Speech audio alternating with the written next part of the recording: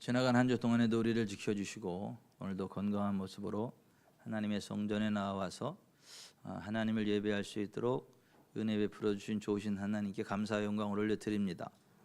하나님께서 오늘 우리의 예배를 기쁘게 받아주시고 하늘의 신령한 은혜와 땅의 기름진 복으로 충만케 해주시기를 주 예수 그리스도의 이름으로 축원해 드립니다. 우리가 딱 봤을 때 기분 나쁜 사람이 있죠. 딱 봤을 때 인상 찌푸려지는 사람이 있죠. 반면에 그냥 딱 봤을 때 기분이 좋아지는 사람이 있죠. 딱 봤을 때 뭔가 좀 도와주고 싶고 있는 거 나눠주고 싶은 그런 사람이 있죠. 딱 봤을 때 그냥 있는 것도 확 빼앗아 버리고 싶은 사람이 있죠. 또 딱 봤을 때 그냥 할 수만 있으면 내 재산이라도 팔아서 좀 도와주고 싶은 그런 사람이 있죠. 살다 보면 별의별 사람들이 다 많은데, 근데 우리만 그런 게 아니라 우리 주님도 하나님도 그렇다고 성경이 말씀합니다. 하나님 딱 봤을 때 너무 좋고 너무 기쁘고 하나님이 마음껏 도와주고 싶은, 그리고 도와주시는 그런 사람이 있는가 하면 하나님이 딱 보셨을 때 그냥 기분 나쁘고 그냥 있는 것까지 확 뺏어가지고 있는 사람한테 더 주고 그리고 또 그래도 그냥 하나님이 그 수족을 결박해서 바깥 얻은 데 내던져 버리고 싶은 그러한 사람이 있음을 성경이 말씀하고 있는데, 기왕이면 저 여러분은 하나님께서 두고 보시기에도 너무너무 아까운 사람 되기를 바랍니다. 하나님이 도와주시고 싶고 복 주시고 싶고 또 하나님이 복 주시는 그러한 자리에 저 여러분이 서 있기를 바랍니다. 오늘 본문에 보면 한 주인이 3명의 종을 불러서 각각에게 돈을 맡기고 먼 여행을 떠났거든요. 한 달란트는 노동자 한 사람이 20년 동안 벌을 수 있는 돈이에요. 데나리온은 6천 데나리온. 그러니까 결코 작은 돈이 아니죠, 한 달란트라도. 근데 한 사람에게는 5달란트를 맡겼고 한 사람에게는 2달란트를 남겼고 한 사람에게는 1달란트를 남기고 멀리 여행을 떠나가면서 내가 돌아오면 이거에 대해서 다시 결산할 것이 있을 것이다 라는 암시를 남기고 먼 여행을 떠났습니다. 그러고 났을 때 그 5달란트 받은 사람은 그것을 받자마자 가서 이렇게 저렇게 연구하고 장사를 하고 열심히 노력을 해가지고 5달란트를 더 남겼어요. 그리고 주인이 이제 돌아왔을 때에 그 주인 앞에 가서 5달란트 10달란트를 가지고 주인 앞에 가서 이렇게 이야기를 합니다. 오늘 20절에 주인이여 내게 5달란트를 주셨는데 보소서 내가 또 5달란트를 남겼나이다. 이게 주인이 그 모습 보고 너무 기뻐하시면서 그 종을 칭찬하여 이렇게 말씀하셨습니다. 21절 잘하였도다 착하고 충성된 종아 내가 적은 일에 충성하였으며 내가 많은 것을 내게 맡기리니 내 주인의 즐거움에 참여할지어다.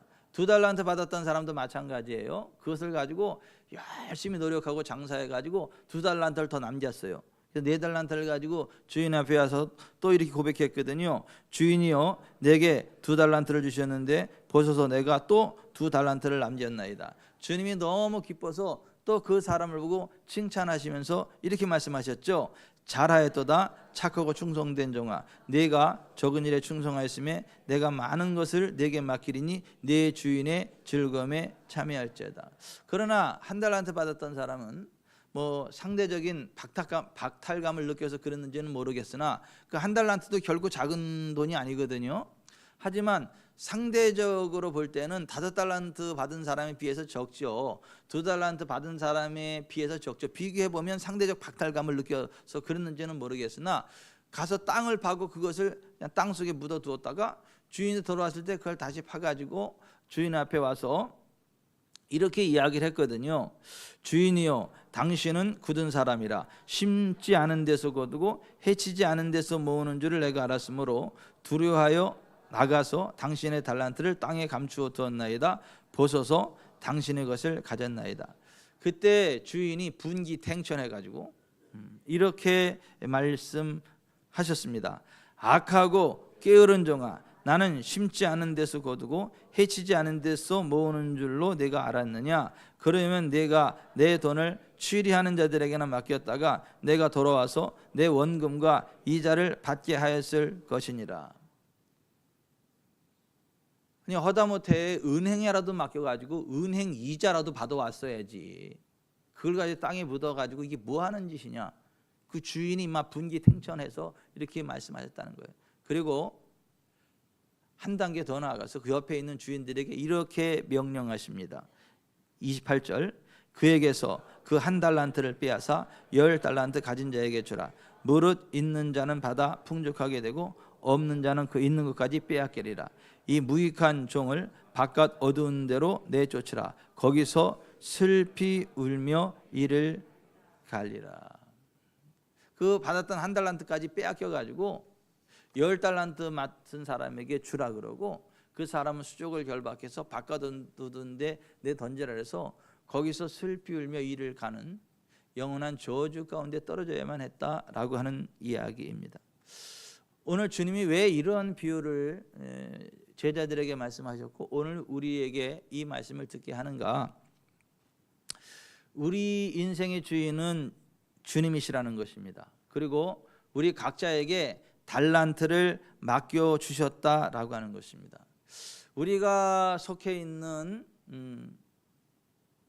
가정에서, 교회에서, 그 각자에 속해 있는 단체에서, 우리나라 대한민국에서 우리를 태어나게 하셨는데, 그리고 하나님 백성으로 우리를 불러주셨는데, 우리가 하나님 앞에서 받은 바 달란트를 가지고 할 수 있는 게 있고 해야 되는 게 있고, 가정에서, 교회에서, 우리가 속한 단체에서, 이 나라 대한민국에서 우리가 할 수 있고 마땅히 해야만 할 그 무엇이 있다는 거예요. 하나님이 우리에게 맡겨주신 각자의 달란트가 있다라고 하는 것이고, 그 달란트를 가지고 잘 활용을 해서 받은 만큼 충성해 가지고 그만큼을 남겨야 주님께 칭찬을 받고 구원을 받지, 주님이 주신 달란트를 가지고 아무것도 하지 않고 나중에 주님 앞에 서면 악하고 게으른 종이라 책망받고 수족을 결박하고 바깥 어두운 데 내어 쫓겨가는 그러한 심각한 상황을 맞이하게 될 거다라고 주님이 경고하고 있는 것입니다. 그러니까 자기가 받은 만큼 최선을 다해서 충성을 하고 받은 만큼 남기면 되는 것입니다. 5달란트를 받았으면 5달란트를 더 남겨야 되는 것이고, 2달란트를 받았으면 2달란트를 더 남겨야 되는 거예요. 2달란트 받은 사람은 죽었다 깨어나도 4달란트 못 남깁니다. 그냥 2달란트 받았으니까 2달란트 남기면 되는 거고, 1달란트 받은 사람은 그냥 1달란트를 더 남기면 되는 건데, 각자에게 주어진 위치에서 최선을 다하고 기량껏 충성되이 어떤 것들을 남기면 되는데, 아무것도 하지 않는 악하고 게으른 사람은 주님께 책망받고 심판받고 버림받는다라고 하는 거예요. 우리가 중학교 들어가면 제일 먼저 배우는 그 한 센텐스가 있죠. Do your best. 너의 최선을 다하라. 각자에게 주어진 위치에서 기량껏 최선을 다하는 것, 이것이 중요하다. 이것이 성경이 얘기한 크리스찬의 삶의 기초다라고 하는 것입니다. 여러분, 그 하나님이 여러분에게 주신 위치에서, 하나님이 여러분에게 주신 역량을 따라 착하고 충성된 모습으로 최선을 다할 수 있기를 바랍니다. 그래서 여러분의 역량을 드러내시기를 바랍니다. 받은 만큼 그러한 역량을 드러내시기를 바랍니다. 가정이든 직장이든 교회든 나라든 그 구성원들 가운데에 크게 3종류의 사람이 있다 그래요. 첫 번째, 꼭 있어야 될 사람. 두 번째, 있으나마나한 사람. 세 번째, 꼭 없어져야 될 사람. 있어서는 안 될 사람. 이 3종류의 사람이 있다라고 하는 것입니다. 저와 여러분은 여러분의 가정에서, 교회에서, 여러분이 속한 단체에서, 이 나라 대한민국에서 꼭 있어야 할 사람이기를 바랍니다. 꼭 있어야 할 사람이기를 바랍니다. 있으나만 한 사람 되지 마시고 없어져야 될 사람 되지 마세요. 꼭 있어야만 할 그러한 사람이 돼야 되겠다라고 하는 것입니다. 하나님은 그러한 사람을 기뻐하시고 그러한 사람에게 복을 주신다.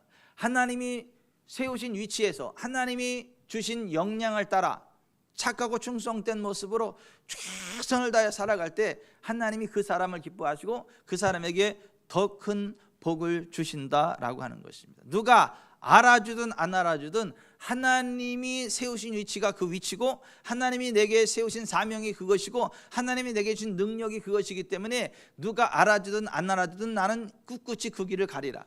그게 크리스찬의 삶의 기초고 하나님께 복받는 사람의 삶의 기초라고 하는 거예요. 그러한 삶을 살았던 사람들이 많죠. 그중 한 사람이 사무엘입니다. 사무엘은 이스라엘 나라가 완전히 영적인 암흑기에 젖어들고 주변국으로부터 조롱과 멸시를 당하는 그러한 상황 가운데에 태어난 사람인데 그가 온전한 하나님의 사람이 되어서 이스라엘에 하나님의 영광과 권능을 불러왔고 아말렉 블레셋으로부터 이스라엘을 구원해내고 하나님의 영광과 권능으로 나라를 튼튼하게 지켰던 세웠던 그러한 구국의 영웅이었습니다. 그런데 그 사무엘이 나이가 많고 그 아들들이 자기 아버지 행위를 따르지 않고 이익을 받아 뇌물을 받고 판결을 굽게 하는 것을 보고 이스라엘 백성들이 그 사무엘을 거부하며 모든 나라와 같이 그들에게도 왕을 세워주기를 요구했습니다. 그러니까 팽당한 거죠, 이스라엘 백성들한테.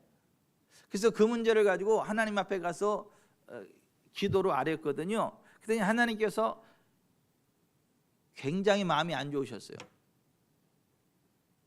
그 하나님께서 이렇게 말씀하셨습니다. 사무엘에게 사무엘상 8장 7절 백성이 내게 한 말을 다 들으라.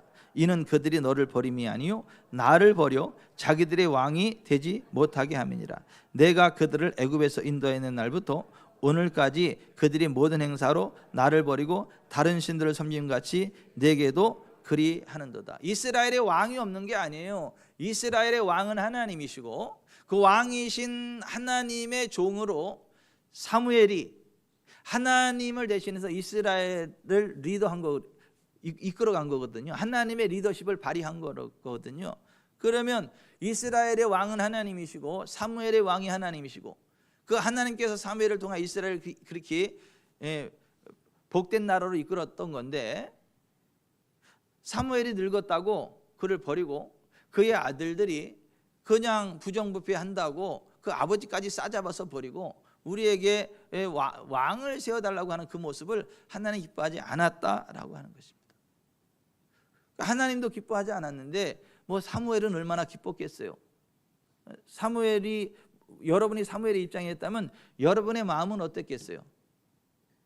좀 그랬겠죠. 별로 안 좋았겠죠. 좀 서글펐겠죠. 좀 배신감도 느꼈겠죠.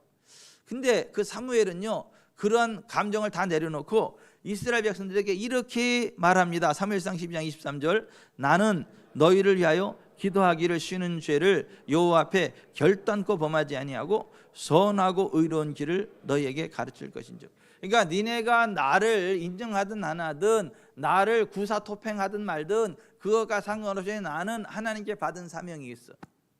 나는 너희들의 목자로서 너희들의 사사로서 너희를 위해서 하나님 앞에 기도할 사명이 내게 주어졌고 너희들에게 선하고 의로운 길, 그러니까 하나님의 뜻을 가르칠 그런 사명이 있는데 나는 하늘나라 갈 때까지 그 사명 감당할 거야. 니네들이 알아주든 안 알아주든 나는 여전히 너희를 위해서 기도할 거고 너희들에게 선하고 의로운 길을 가르쳐주는 그 길을 꿋꿋이 갈 거야 라고 이야기했고 끝까지 그 길을 갔다라고 하는 거예요. 그러니까 하나님이 그러한 사무엘을 기쁘게 받으셨고 그를 쓰셨다라고 하는 것입니다. 여러분 요셉도 마찬가지입니다. 요셉도 가정에서 꼭 있어야 될 아들이에요. 아버지에게 효도하고 아버지의 기쁨이었어요. 그 아버지가 무슨 심부름을 시켜도 토 달지 않고 그냥 그대로 네 알았습니다 하고 순종하는 효자였어요. 그러니까 들에서 양을 치는 형들에게 도시락 갖다 주고 안부를 묻고 오라고 하니까 그 형들에게 심부름 갖다가 형들에게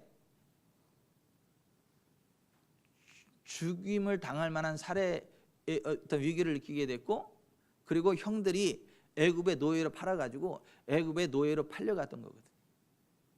근데 요셉은 가정에서도 꼭 있어야 될 효자로 살아갔지만 애굽의 노예로 팔려가서도 거기에서도 성실하게 자기에게 맡겨진 직임에 최선을 다하는 착하고 충성된 모습으로 살아갔다라고 하는 것입니다. 그러니까 하나님이 그를 애굽의 총리 대신으로 세우시고, 그가 애굽의 총리 대신이 되었어도 자기의 책임을 다한 그 훌륭한 사람이었다라고 하는 거예요. 그래서 하나님이 그를 통해서 큰 영광을 받으셨다라고 하는 것입니다. 저와 여러분이 그렇게 되기를 바랍니다. 하나님이 우리에게 맡겨진 위치에서 최선을 다하기를 바랍니다. 하나님이 저와 여러분에게 주신 역량을 따라 최선을 다할 수 있기를 바랍니다. 착하고 충성된 모습으로 사명 잘 감당할 수 있기를 바랍니다. 자기의 책임을 다하지도 않고 어떤 노력을 하지도 않고 다른 사람들이 일구는 것에 편승해서 그냥 같이 누리려고만 하는 사람을 뭐라 그래요? 불안당이라 그래요. 이 불안당 같은 놈, 이 불안당 같은 놈. 안 입을 땀한 무리당, 땀도 흘리지 않고 다른 사람들에게 편승해서 같이 먹고 즐기려고 하는 아주 사악한 놈들, 땀의 대가를 누리지 않고 다른 사람이 일거는 것에 편승해가지고 그거 누리려고 하는 그러한 무리들을 불안당이라 그래요. 도둑놈이라 그래요. 그런 불안당들은, 그 도둑놈 같은 놈들은 하나님 나라 못 갑니다. 천국 못 갑니다. 하나님 백성 아닙니다. 하나님의 복을 받을 수 없습니다.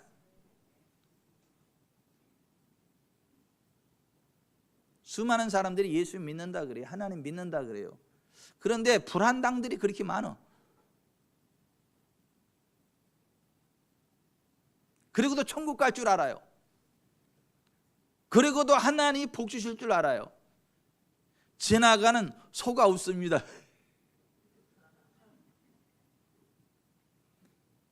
성경은 이렇게 말씀합니다. 골로새서 3장 23, 24절에 무슨 일을 하든지 마음을 다하여 주께 하듯 하고 사람에게 하듯 하지 말라. 이는 기업의 상을 주께 받을 줄 아나니 너희는 주 그리스도를 섬기느니라. 다시 한번, 무슨 일을 하든지 마음을 다하여 주께 하듯 하고 사람에게 하듯 하지 말라. 이는 기업의 상을 주께 받을 줄 아나니 너희는 주 그리스도를 섬기느니라. 여러분, 무슨 일을 하든지 마음을 다하여 주님께 하듯 하시기를 바랍니다. 사람들 눈치나 보지 마시고요. 보는 데서는 열심히 하는 척하고 안 보면 꾀부리고 그러지 말고요. 누가 보든 안 보든 마음을 다해서 주님께 하듯 하는 일을 해야, 그래야 하나님 기뻐하시고 그 사람에게 복을 주시는 거예요. 고린도 전서 15장 58절에도 그러므로 내 사랑하는 형제들아 견실하며 흔들리지 말고 항상 주의 일에 더욱 힘쓰는 자들이 되라. 이는 너희 수고가 주 안에서 헛되지 않은 줄을 알미라. 여러분, 항상 힘써 최선을 다하여 여러분의 책무를 감당할 수 있기를 바랍니다. 가정이든 교회든 대한민국의 국민으로서든 여러분이 속한 단체의 일원이든 주어진 위치에서 최선을 다하고 그 단체를 위하여 꼭 필요한 사람이 될 때 하나님 기뻐하시고 하나님이 그 사람에게 복을 주신다라는 거예요. 예수님 이 땅에 다시 재림하시는 이유 가운데 하나가 뭐냐면 각 사람의 행한 대로 갚으시기 위함이다. 그래서 요한계시록 22장 12절에 보라 내가 속히 오리니 내가 줄 상이 내게 있어 각 사람에게 그가 행한 대로 갚아주시라. 행한 대로 갚으시는 하나님이에요. 주님이 우리에게 맡겨주신 삶의 위치에서 주님이 내게 맡겨주신 능력, 달란트를 따라 성실하게 착하게 최선을 다한 사람에게는 영생을 주시고 더 많은 것들로 채워주시고 하나님 나라를 주시지만은 아무것도 하지 않고 악하고 게으르게 살아간 사람은 주님이 책망하시고 심판하시고 수족을 결박해서 바깥 어두운 데 던져버려서 거기서 영원히 슬피며 이를 갈미 있는 저주받은 인생이 되게 하시겠다라고 하는 것입니다. 저는 오늘 우리가 하나님의 백성으로서 그리스도인으로서 정말 하나님의 기쁨이 되고 이 땅에서 하나님이 주는 복을 받고 인생 졸업하고 하나님 나라 천국에 들어가는 복된 그리스도인의 삶의 태도에 관한 말씀을 선포하려고 합니다. 여러분이 정말 하나님의 기쁨이 되고 이 땅에서 복을 받고 죽어서도 지옥이 아닌 천국에 가기를 원하신다면 부지런하십시오. 부지런하십시오.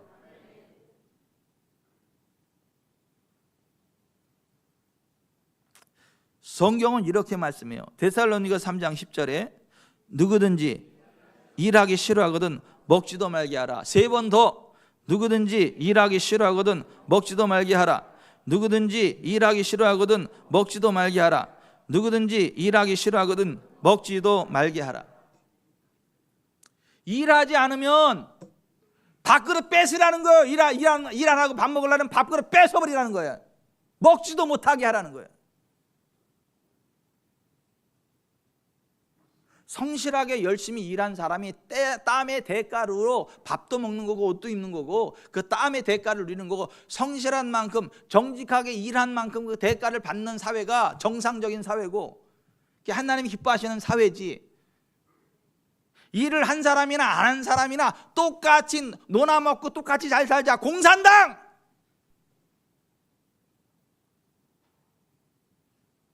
열심히 일하는 사람 거 뺏어가지고 노는 놈들까지 다 책임지자. 보편적 복지! 사탄적인 거예요. 성경적이지 않습니다. 하나님이 안 기뻐하십니다. 그런 나라 하나님 안 기뻐하세요. 각자가 할 수 있는 최선의 노력을 해야 되는 것이고, 땀 흘린 자가 땀의 대가를 누리는 사회, 성실하고 정직한 자가 존귀함을 받고 인정함을 받는 사회, 악한 자에게는 하나님의 진노하심을 따라 형벌을 내리는 나라, 사회, 그 사회가 하나님이 인정하시는 복된 사회고 하나님이 부국강병으로 이끌어가는 복된 나라입니다. 저는 우리나라가 그렇게 되기를 바랍니다. 저는 대한민국이 참 많이 슬퍼져요.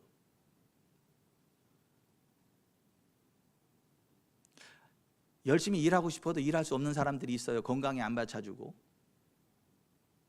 상황이 안 돼서 아무리 열심히 일을 해도 가난을 벗어날 수 없는 위치에 있는 사람들이 있어요. 그런 사람들은 도와줘야 되는 거 맞아요. 국가가 도와줘야 되고 교회가 도와줘야 되고 우리가 도와줘야 되는 거 맞아요. 그런 사람 도와줘야 됩니다. 그러나 열심히 일할 수 있는 건강이 있고 열심히 일할 수 있는 기회가 주어지고 일할 수 있음에도 불구하고 일을 하지 않는 사람은 먹을 거 주면 안 돼요. 밥그릇 빼앗아야 돼요. 근데 우리나라가 지금 어떻게 변화되어가고 있습니까? 성경적인 차등 복지가 아니라 보편적인 복지, 있는 사람들 거 뺏어가지고 나눠 먹자. 그래가지고 오히려 일을 안 해.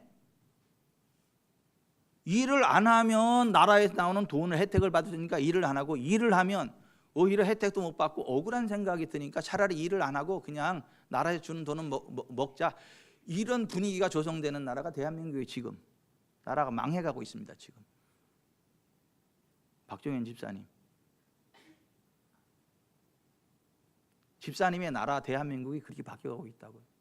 저주받는 거예요. 이거는 하나님이 기뻐하는 모습이 아니에요.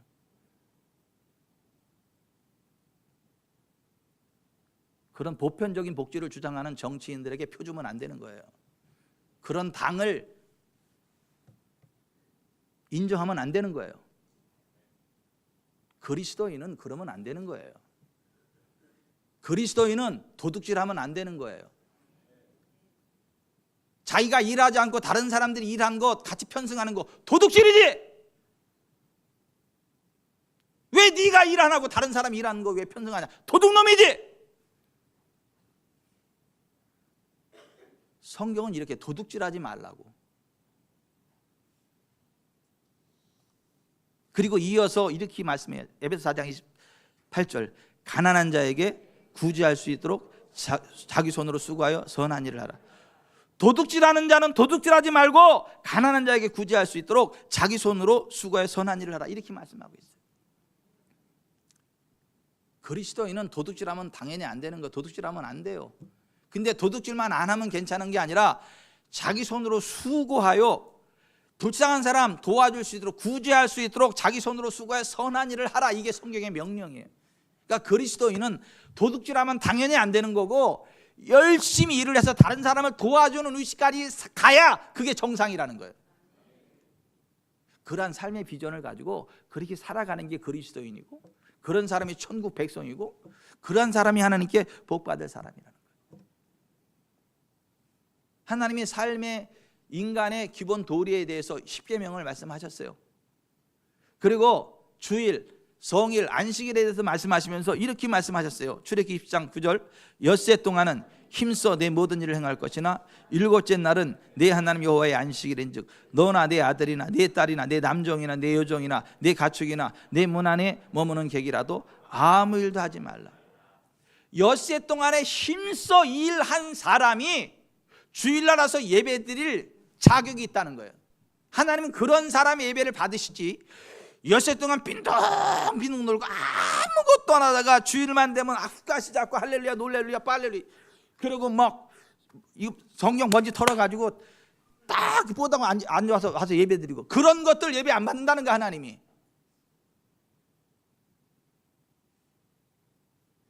엿새 동안은 힘써 내 모든 일을 행하라 이 말이에요. 각자 위치에서 최선을 다해서 일을 하라 이 말이에요.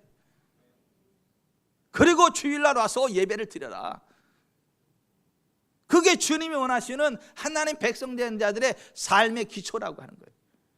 그런 사회가 소망이 있는 사회고 발전하는 사회고 하나님 기뻐하시는 사회고 부흥이 있는 사회예요. 왜 아멘이 다 출장 갔어요?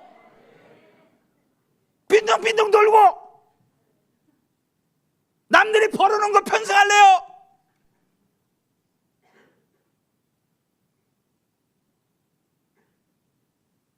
다른 사람들이 세금 낸 거 갖다 돈 준다 그러면 좋아가지고 해배를 해가지고,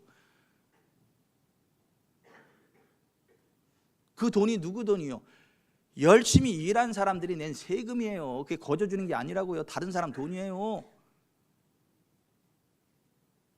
왜 그런 걸 그렇게 좋아하냐고요. 그러고도 그리스도인이래. 그러고도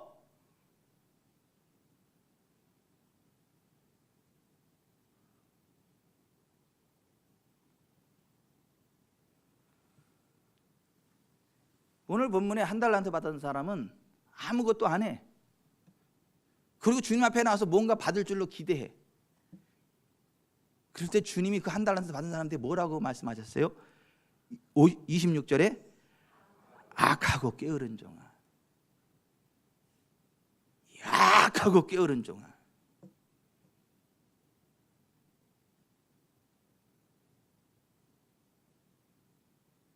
하나님께 복받고 천국 가는 사람은 착하고 충성된 사람인 거지, 악하고 게으른 사람은 주님께 복도 받지 못하고 천국에도 못 가요. 그래서 나 예수 믿는데요. 예수 믿는 게 그게 아니요. 주님 말씀대로 순종하는 게 예수 믿는 거지.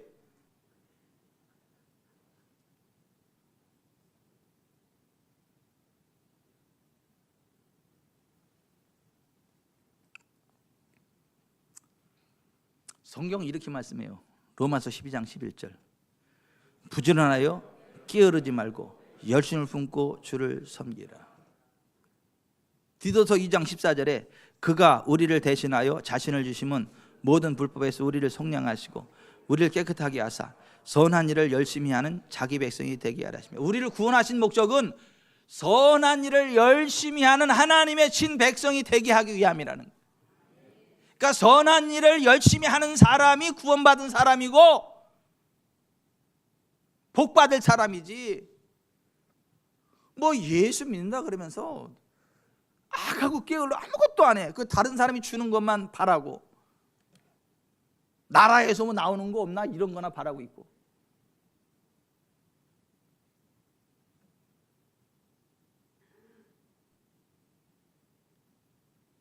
나는 지구촌사랑교회 성도들이 그냥 내는 세금만 막 몇십억이었으면 좋겠어. 그래서 진짜 힘들고 어려운 사람들에게 막 팍팍 힘을 밀어줄 수 있는, 지구촌사랑교회 한 교회만 그냥 세금을 한 몇십억씩 낼 수 있는 그런 교회였으면 좋겠어요.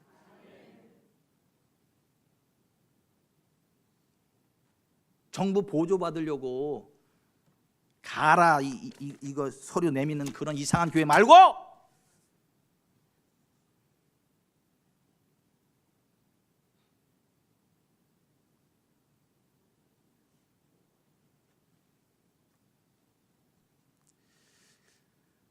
하나님의 백성들은 부지런해야 되는 거예요.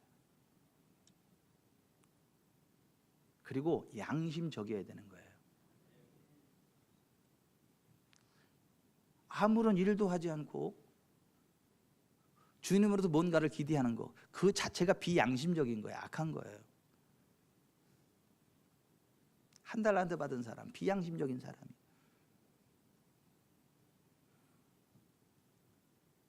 양심이 찔려야 돼요. 아무것도 안 하고 뭐 얻으려고 하면 양심이 찔려가지고 안 돼. 뭐라도 해야 되는 거. 뭐 청소라도 하고 뭐라도 하고 그게 맞지.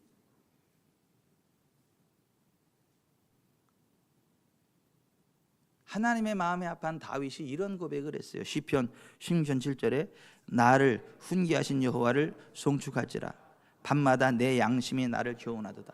양심은 하나님의 음성인 거예요. 따라서 합시다. 양심은 하나님의 음성입니다. 양심은 하나님의 음성입니다. 양심을 속이면 안 되는 거예요. 양심을 무시하면 안 되는 거예요.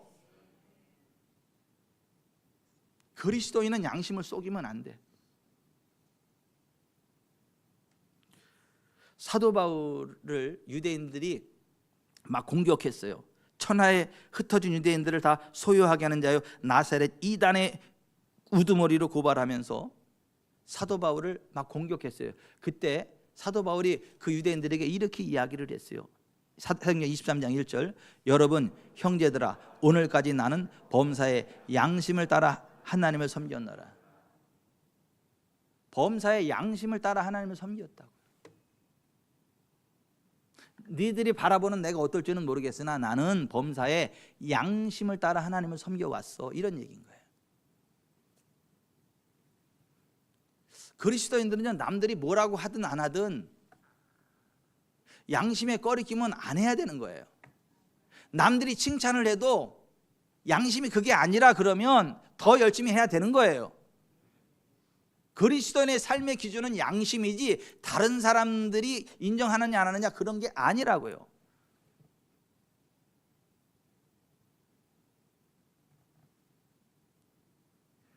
귀신에게 사로잡힌 사람들의 특징이 뭔지 아세요?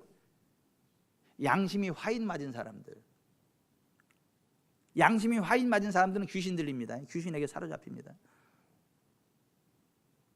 그래서 디모데전서 4장 1절 2절에 그러나 성령이 밝히 말씀하시기를 후일에 어떤 사람들이 믿음에서 떠나 미혹하는 영과 귀신의 가르침을 따르리라 하셨으니 자기 양심이 화인 맞아서 외식함으로 거짓말하는 자들이라. 그러니까 비양심적이고 거짓말하는 사람에게는 귀신이 들어가요. 나중엔 귀신에게 사로잡혀가지고 저주의 길을 가고 지옥의 길을 가면서도 자기가 지혜롭다 그래. 지혜롭다고.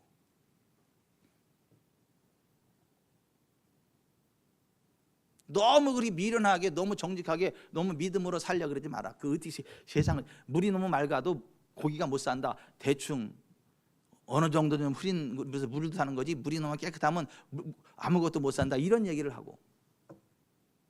그럼 네가 물고기냐? 내가 물고기요?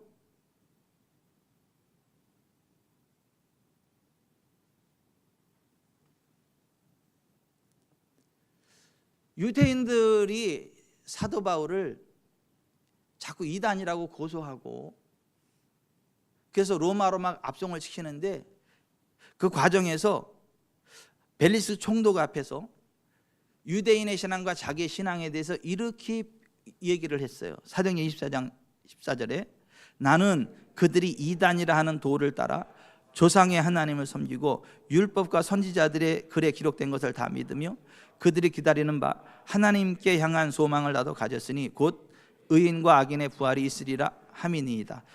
이것으로 말미암아 나도 하나님과 사람에 대하여 항상 양심에 거리낌이 없기를 힘쓰나이다. 하나님과 사람에 대하여 항상 양심에 거리낌이 없기를 힘썼던 사람이 사도 바울이에요. 그러니까 하나님이 글을 쓰신 거예요. 여러분 하나님과 사람 앞에 항상 양심에 거리낌이 없기를 힘쓰시기를 바랍니다. 양심을 속이지 마세요. 양심대로 사세요. 아무리 작은 일일지라도 양심을 지키세요. 다른 사람들이 다 칭찬해도 내 양심이 아니라면 아닌 거예요. 그거는 반대로 다른 사람들이 다 손가락질해도 내 양심이, 하나님이 양심을 통해서 맞다면 맞는 거예요. 사람들의 평가는 다 달라요. 10사람이면 10사람에 대한 평가가 다 달라요. 하나의 사건에 대해서. 윤석열 대통령 한 사람을 보고도 구국의 영웅, 대한민국 반만년 역사에 이런 대통령이 지금까지 있었을까? 앞으로 또다시 이런 좋은 대통령이 우리 민족 가운데 나올 수 있을까? 이렇게 평가하는 사람이 있는가 하면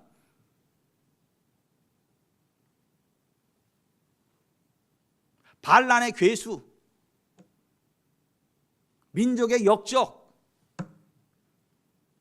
죽여버려야 될 나쁜 놈, 빨리 죽여버려라, 이렇게 이야기하는, 똑같은 윤석열 대통령 한 사람을 놓고도 극과 극이의 평가가, 방송 매체도 그렇고 사람들도 그렇고 교회들도 그래.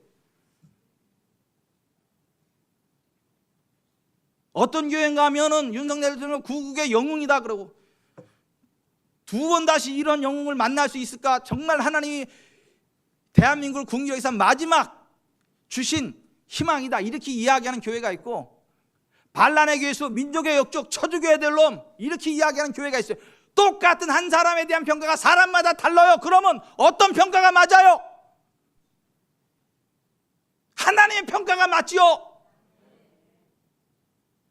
하나님의 평가는 어디를 들어보면 알 수 있어요? 양심의 소리를 들어보면 알 수 있어요. 양심의 소리를.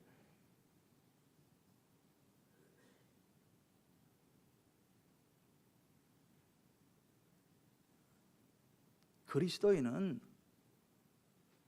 부지런해야 되고 양심적이어야 되고 희생적, 헌신적인 삶을 살아야 돼요. 5달란트를 받았으면 열심히 일을 5달란트를 남기는 게 맞아요.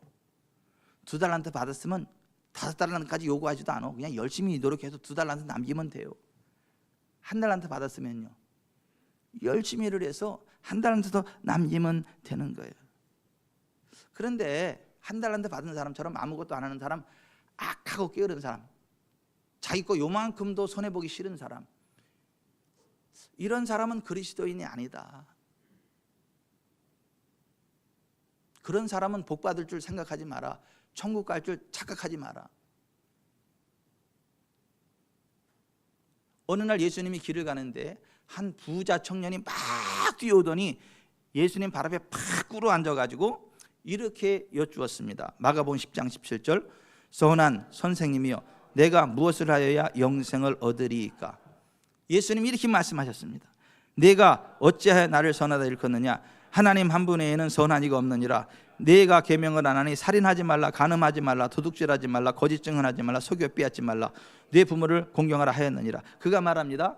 선생님이여 이것은 내가 어려서부터 다 지켰나이다. 그때 예수님께서 그를 보시고 사랑하사 이렇게 말씀하십니다. 너에게 한 가지 부족한 것이 있으니 가서 내가 가진 것은 무엇이든지 팔아 가난한 사람들에게 주라. 그리하면 하늘에 있는 보물을 가지게 되리니 그런 후에 와서 십자가를 지고 나를 따르라. 예수님의 이 말씀을 들은 그 사람의 반응이 뭐였는 줄 아세요? 성경은 이렇게 기록합니다. 그 사람은 재물이 많은 고로 이 말씀으로 인하여 슬픈 기색을 띠고 근심하며 가니라. 아니 내 돈, 나는요 율법 다 지켰어요. 말씀대로 다 지켰어요. 다른 사람한테요 뭐 나쁜 짓도 안 했어요. 근데 왜 내 돈을 다른 사람한테 주라 그래요? 내 돈인데. 내 돈을 가지고 왜 다른 사람 도와주라 그래요? 내 돈인데. 내 돈 가지고 내 마음대로 하는 건데 왜 도와주라 그래요? 그 다른 사람들 다 주면 난 뭐 먹고 살래? 이 근심이 돼가지고 떠나갔다는 거예요. 근데 여러분 그 돈을 누가 줬죠? 하나님이 주신 거예요. 그 돈을 벌 수 있도록 지혜를 누가 주셨죠? 하나님이 주신 거예요. 그 돈 쓸 수 있도록 건강 누가 주신 거죠? 하나님이 주신 거죠. 근데 그 인간은 그게 없는 거야. 다 자기가 잘나서 받은 줄 알고, 자기 거니까 자기만 있으면 되고 다른 사람한테 손해만 안 끼치면 된다, 이런 사고방식을 가지고 있는 거예요. 오늘날 이 정도만 돼도 훌륭한 사람이라 그래요. 근데 예수님이 그때 둘러보시며 제자들에게 이렇게 말씀하셨습니다. 재물이 있는 자는 하나님의 나라에 들어가기가 심히 어렵도다. 이 얘기를 듣고 제자들이 깜짝 놀랍니다. 그때 예수님이 이렇게 말씀하십니다. 얘들아, 하나님의 나라에 들어가기가 얼마나 어려운지 낙타가 바늘귀로 나아가는 것이 부자가 하나님의 나라에 들어가는 것보다 쉬우니라. 제자들이 더 깜짝 놀래요. 그런즉 누가 구원 얻을 수 있는가? 그때 예수님이 그들을 보시면서 이렇게 말씀하십니다. 사람으로서는 할 수 없으되 하나님으로는 그렇지 아니하니 하나님으로서는 다 하실 수 있느니라. 그때 베드로가 예수님께 이렇게 여쭙습니다. 보소서, 우리가 모든 것을 버리고 주를 따랐나이다. 그때 예수님께서 하신 말씀이 이거예요. 내가 진실로 너희에게 이르노니 나와 복음을 위하여 집이나 형제나 자매나 어머니나 아버지나 자식이나 전토를 벌인 자는 현세에 있어 집과 형제와 자매와 어머니와 자식과 전토를 100배나 받되 박해를 겸하여 받고 내세 영생을 받지 못할 자가 없느니라. 그러나 먼저 된 자로서 나중되고 나중된 자로서 먼저 될 자가 많으니라. 주님과 주님의 복음을 위하여 버려야 된다는 거예요. 그럼 버린 것들에 대해서 현세에서 여러 배 100배를 받고 내세의 영생을 받는다는 거예요. 동전의 앞뒷면과 같이 하나님이 주시는 현세의 복과 내세의 영생이 하나지, 내세의 영생과 현세의 복이 따로따로 떨어지는 게 아니라는 거예요. 내세 영생을 받은 사람은 현세에서도 복을 받는다는 거예요. 왜 아멘이다 출장 갔어요?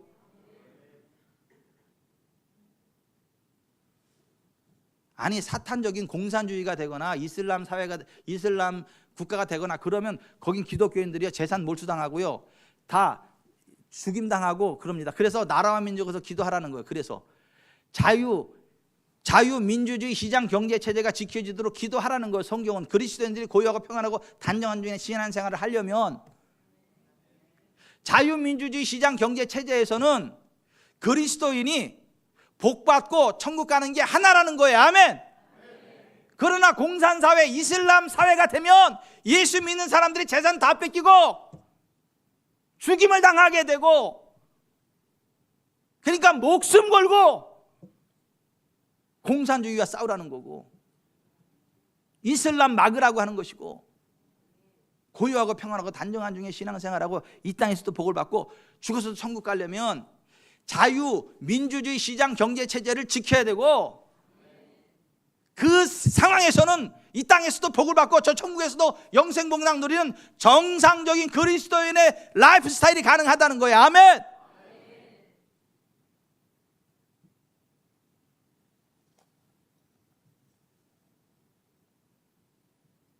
정신 차리셔야 됩니다.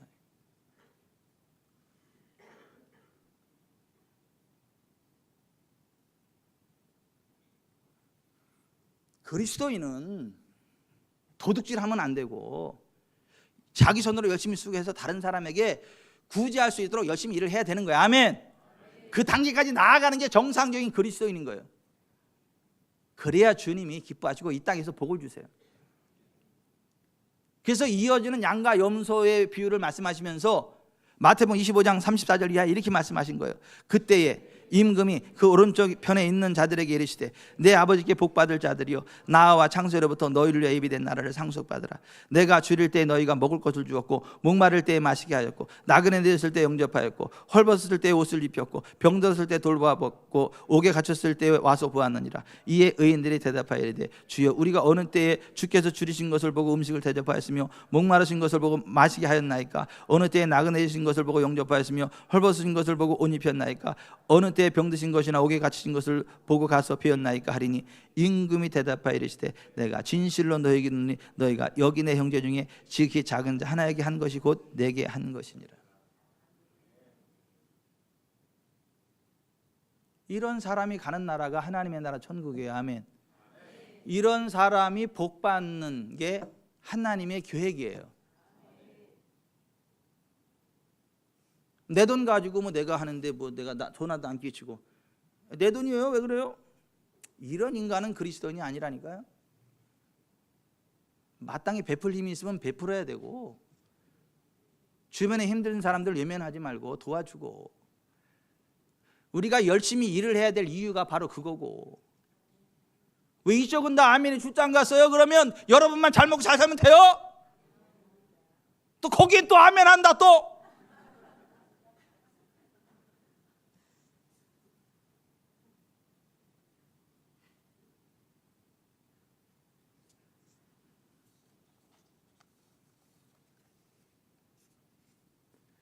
케빈 제다이의 간증이에요. 들어보세요. 주님은 우리로 하여금 더 많이 심게 하시고 그만큼 초자연적으로 공급해 주신다. 그분은 초자연적인 재정을 그리스도인에게 부어주신다. 그리고 그들을 천국의 재정 시스템이 작동하는 세계로 인도하신다. 한 번은 추수감사절 음식을 마련해서 교회 목사님께 드려 형편이 어려운 사람들에게 전달하게 하라고 말씀하셨다. 나는 감동을 받은 대로 순종했고 목사님은 추수감사절에 그 음식을 세 가정에 나눠 주었다.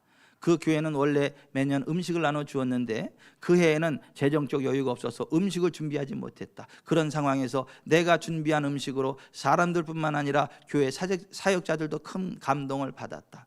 음식이 잘 전달되었고 교회 직원들과 가족들이 큰 감동이 되었다는 소식을 전해 듣고 나는 하나님의 선하심에 압도되었다. 그런데 목사님과 전화를 끊고 30초도 안 되어 다시 전화벨이 울렸다. 나는 목사님이 깜빡 잊고 전하지 못한 말씀이 있어서 다시 전화하신 것이라고 생각했다. 그런데 뜻밖에도 그 전화는 친척에게서 온 것이었다. 그는 내가 7만 5천 달러를 상속받게 될 것이라고 하면서 그 돈을 송금하는데 필요한 정보를 알려달라고 했다. 참고적으로 7만 5천 달러면 오늘 환율이 1449원이요 1억 8,640만 1억 8,067만 5천 원이요. 오늘 1449원으로 계산하면 1200원으로 계산하면 9천만 원이고.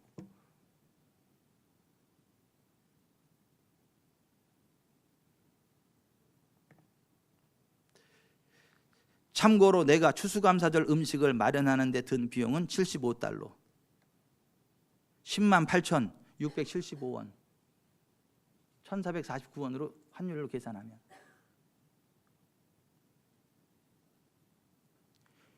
10만 원에 순종해서 드렸더니 1000배인 1억이 왔다는 거예요. 아, 왜 아멘을 안 해요?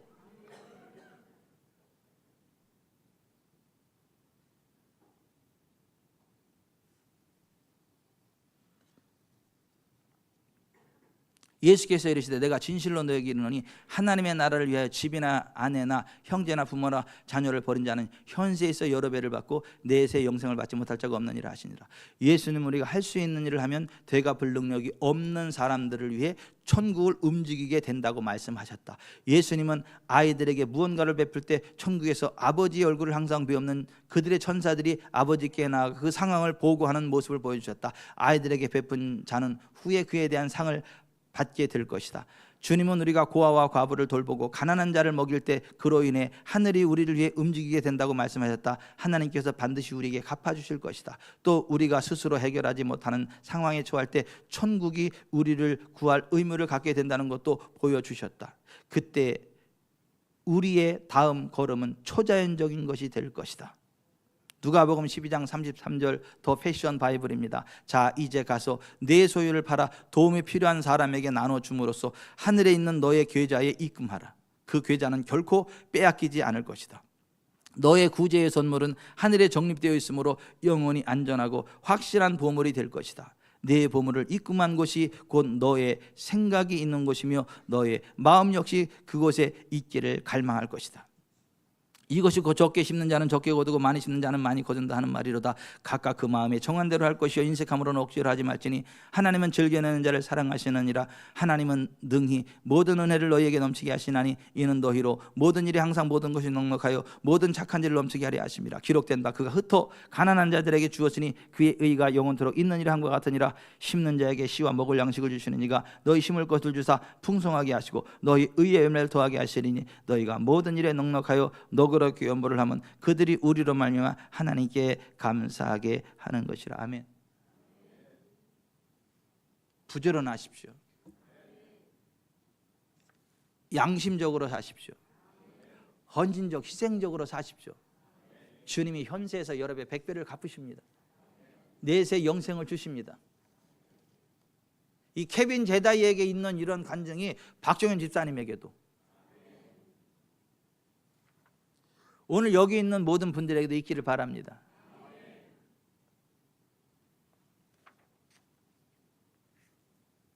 기도하겠습니다.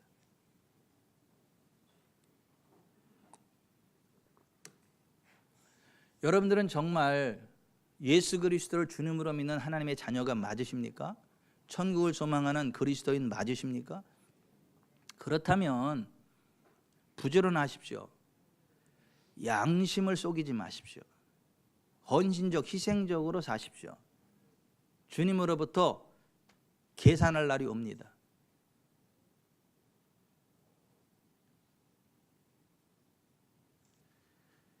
현세 여러 배, 100배를 받는 사람이 영생을 얻는 것이고, 영생을 얻는 사람은 현세에서 여러 배, 100배를 받습니다. 단 공산주의가 되거나 이슬람 국가가 되거나 그러면 그리스도인들은 재산 다 뺏깁니다. 목숨도 부지하기 어렵습니다. 그래서 나라와 민족을 위해서 기도하라 그러는 것이고, 임금들과 높은 지위에 있는 사람들을 위해서 기도하라는 거예요. 나라가 공산화되거나 이슬람화되면요, 그리스도인들은요 살 수 없어요. 순교해야 됩니다. 그래서 대한민국을 자유, 민주주의, 시장 경제 지키라고 오늘 저와 여러분을 대한민국에 태어나게 하신 거예요.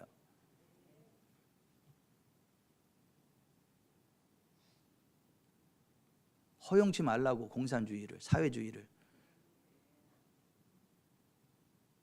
사악한 정치 시스템 이슬람을 허용치 말라고. 고요하고 평안하고 단정한 중에 신앙생활을 하려면, 이 땅에서 복받고 저 천국 가는 그러한 정상적인 신앙생활을 하려면 자유, 민주주의, 시장 경제 체제를 지키라는 거예요. 목숨 걸고. 그래서 저와 여러분이 이 시대에 태어난 거예요. 우리가 그거 지켜내지 못하면 우리의 다음 세대는 없습니다. 우리가 그것을 지켜내지 못하면 우리의 다음 세대는 없어요. 우리 자녀들의 세대는 없습니다.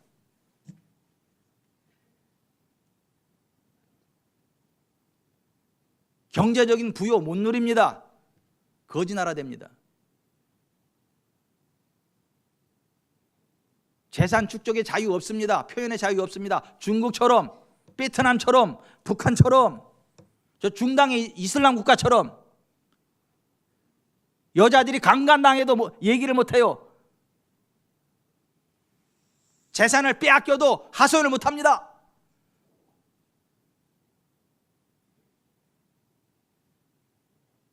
공산당의 탑 링크에 있는 놈들만 세계적인 부를 누립니다. 이슬람의 지도 위에 있는 놈들만 세계적인 부를 누립니다. 인권을 유린합니다. 사람을 파리 목숨 죽이도 죽입니다. 총으로 쏴 죽이고 칼로 목을 잘라 죽이고.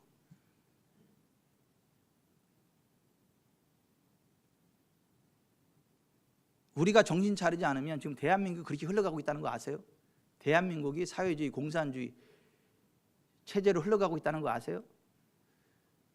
이슬람 세력이 야금야금 지금 흘러들어가고 있다는 거 아세요? 교과서에서 기독교가 사라졌다는 거 아세요? 이슬람을 평화의 종교로 둔갑시켜가지고 굉장히 많은 지면을 할애하고 있다는 거 아세요? 우리가 사명 감당하지 않으면 우리 다음 세대는 없어요. 우리 세대까지는 어떻게 버틸지 모르겠으나 그거를 방관하는 건 죄입니다. 내가 아니면 다른 사람에겠지. 그거는 죄예요. 죄와 싸우되 피 흘리기까지 싸우라는 것입니다. 가슴에 손을 얹읍시다. 하나님, 우리가 정말 하나님의 백성이고 하나님의 자녀인데 하나님 백성으로서 정신 차리고 살아갈 수 있게 해주십시오. 우리나라 대한민국을 공산주의, 사회주의로부터 지켜주십시오. 이슬람화 되는 것을 지켜주십시오. 우리나라가 자유민주 시장 경제체제로 우뚝 서서 종교의 자유, 신앙의 자유, 정치의 자유, 재산 축적의 자유, 표현의 자유, 성실하고 정직한 자들이 존귀함을 받고 땀의 대가를 누리고 악한 자들은 하나님의 진노하심을 따라 형벌이 가해지는 정상적인 사회가 되게 해주시고 우리가 그리스도인으로서 정말 부지런하게 성실하게 일하고 양심을 지키며 헌신적 희생적으로 살아가고 베풀고 나누는 삶을 살아감으로 이 땅에서도 복을 받고 저 천국 가는 정상적인 대한민국, 정상적인 그리스도인의 길 갈 수 있도록 우리나라와 우리를 지켜주십시오. 기도하겠습니다.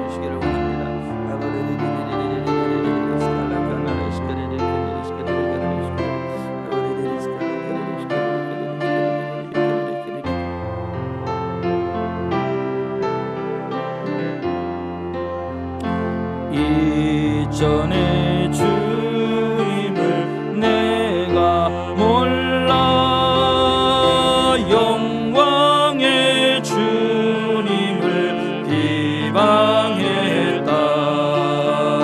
지극한 그 은혜 내게 넘쳐 날 불러주시니 고마워라.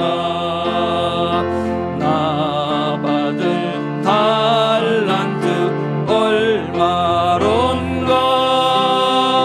나 힘써 그것을 남기어서 갑절로 주님께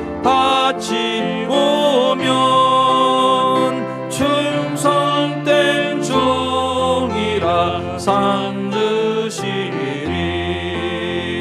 전하고 무능한 나에게도 귀중한 직분을 맡기셨다. 그 은혜 고맙고 고마워라. 이 생명 바쳐서 충성하리.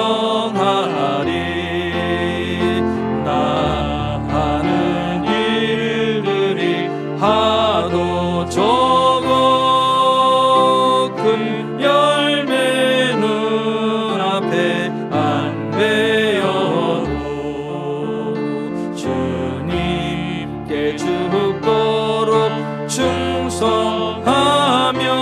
충성하면 생명의 면류관 얻으리라. 좋으신 하나님, 저희가 이 시대에 대한민국의 자유민주주의 시장경제 체제 대한민국에 태어나게 해주신 것을 감사합니다. 마음대로 하나님을 섬기고 성실한 자들이 존경을 받고 땀의 대가를 누리며 악한 자에게 하나님의 징벌하심을 향한 정상적인 징벌이 있고 정상적인 신앙생활하다 천국 갈 수 있도록 복된 위치에 세워주신 것을 감사합니다. 저희가 이걸 잘 지켜낼 수 있도록 힘을 주십시오. 그리고 우리가 정말 하나님이 기뻐하시는 대로 부지런한 삶, 양심적인 삶, 헌신적 희생적인 삶을 살아가므로 이 땅에서도 여러 배 100배로 복 주시는 하나님을 경험하고 인생 졸업하고도 하나님의 나라 천국 영생의 반열에 서는 은혜를 더하여 주십시오. 우리 교회가 그런 교회 되게 해 주십시오. 우리 모두가 그러한 삶 될 수 있도록 은혜 내려 주십시오. 이 나라 대한민국을 지켜 주십시오.